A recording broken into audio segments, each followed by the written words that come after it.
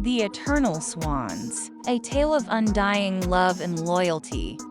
In the picturesque setting of Swan Lake, under the azure sky, resided two divine swans, Amara and Zephyr. Each morning, Amara and Zephyr would spread their gleaming white wings and glide effortlessly over the glassy water, casting soft reflections upon the surface. Their strong bond, a testament to swankind's faithfulness, stood unshaken despite the adversities they encountered. Their love, pure and steadfast, was an emblem of undying devotion.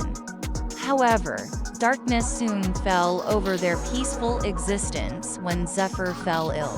His gleaming feathers lost their luster, and he became unable to soar into the sky. Amara, whose heart ached at Zephyr's plight, devoted every waking moment to nurturing Zephyr back to health. One scorching summer's day, while Zephyr lay weak and still, Amara ventured into the dense forest in search of healing herbs. The forest was a maze of towering trees, vines coiling their trunks like serpents, and undergrowth so thick it felt like another world altogether. Amara pecked through the foliage, her heart heavy but resolute. After a tedious day of searching and battling the forest's invisible foes, the swan discovered the legendary calendula flower, said to have remarkable healing powers. But as Amara approached the flower, a monstrous wild boar, known as Titan, stood guard over the flower, ready to defend it. Recognizing the danger, Amara steeled herself. With her wings spread wide, she launched herself at the boar, distracting it while using her beak to grab the flower. In the chaos, Amara received a sharp gash on her wing, but she managed to fly away, leaving Titan roaring in frustration. Amara returned to Zephyr, her wing throbbing in pain, and administered the calendula flower. However, the forest's magic was not enough to save Zephyr. His condition continued to worsen, his once radiant eyes now dull with the shadow of pain. One evening, as the sun dipped below the horizon, casting an orange glow over Swan Lake, Amara decided to swim across the lake to the sacred falls, home to the elusive water spirit. The journey to the sacred falls was fraught with challenges. Beneath the water's calm surface lurked mighty, merciless currents that threatened to drag Amara to the bottom of the lake.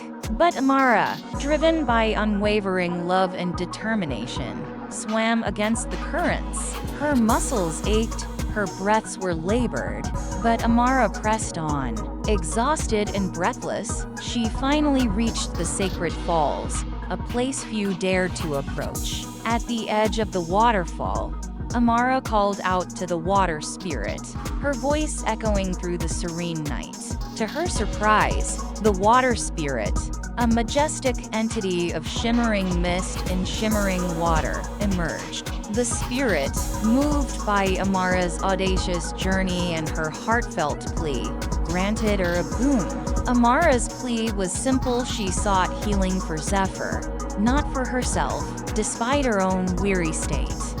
The water spirit, touched by Amara's selflessness, summoned the mystical healing springs, known to cure any ailment.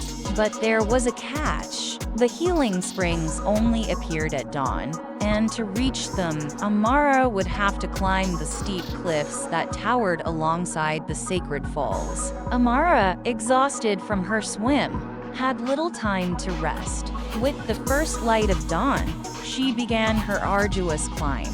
Each step was a test of strength and endurance. Her feathers grazed against the harsh rocks, causing her more pain, but she held onto the rocks, her eyes focused on the peak.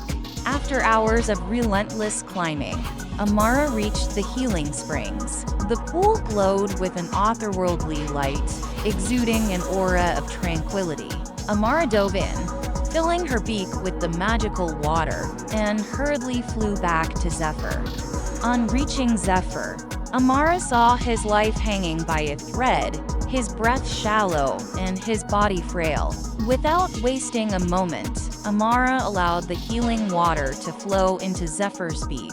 Miraculously, life began returning to Zephyr. His dull eyes regained their sparkle, and the luster returned to his feathers. He stood up, flapping his wings weakly, and then with growing strength, until he was once again able to take flight. Watching this miraculous recovery, the water spirit emerged from the lake, overwhelmed by the loyalty and love displayed by Amara. The spirit decided to bestow upon Amara and Zephyr a special blessing.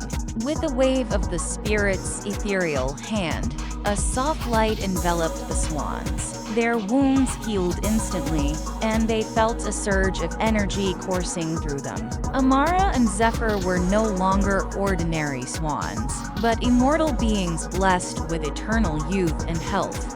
The tale of Amara and Zephyr's undying love and loyalty spread across the animal kingdom. The water spirit's blessing was not just a gift, but a testament to their devotion. Swan Lake, once just a beautiful place, became a beacon of hope, love, and the power of unwavering loyalty.